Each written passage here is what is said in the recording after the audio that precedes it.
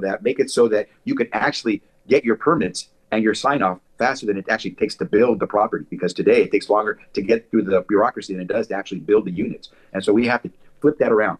So it becomes a prospect where you can actually see not just the light of day, but you can see how you'll be green, not in the red after you do the construction.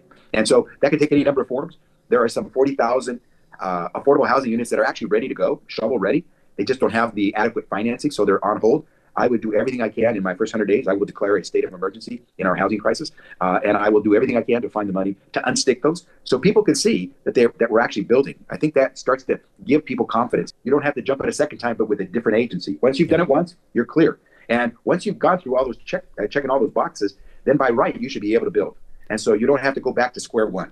And you can accelerate this. By the way, you don't need more people to do that work. What I will do is I will have within my office essentially a SWAT team that will manage this for the state government to make sure that our agencies are not the hurdle, the obstacle to getting these permits taken care of and moving forward. So we'll do all we can on our end to move the process. We'll work with local governments who also have an interest, of course, in how this is done to make sure that they don't delay. And what we'll then do is make it clear. If a program that a city employs is not producing results, getting people off the streets, then shut it down. If a program is producing results, then scale it up. Get the money from the program that isn't working and give it to the program that is. But ultimately, to the degree that Spencer's talking about moving people off the streets, everyone says the same thing. It's just how you do it so you don't confront the law having done it the wrong way. We all know that the homelessness crisis is just not a homelessness crisis, not a shelter crisis by itself, right?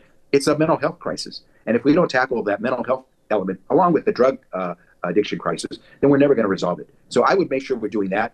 And quite honestly, as governor, since I don't control the streets of a county or a city, my biggest role will be to make sure people don't become homeless. I will work to improve the programs that we have to prevent people from losing their shelter, because it costs so much more to pick someone off the street, get them stood up, get them cleaned up, get them ready for a job than it does to help someone who's already working but had a medical emergency that took all their money or lost their job and they're right now temporarily without work and they're looking for a job. I'll stand you up to keep you housed